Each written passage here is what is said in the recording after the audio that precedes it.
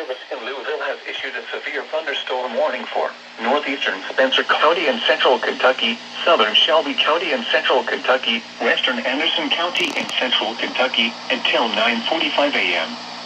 At 9:29 a.m., a severe thunderstorm was located near Shelbyville, moving southeast at 55 miles an hour. Hazard, 60 miles an hour wind gusts. Source, radar indicated. Impact, expects damage to roofs, siding, and trees. Locations impacted include Shelbyville, Southville, Liables, Wayside, Joyce, G, Birdie, Glensboro, Havenstoke, and Olive Branch.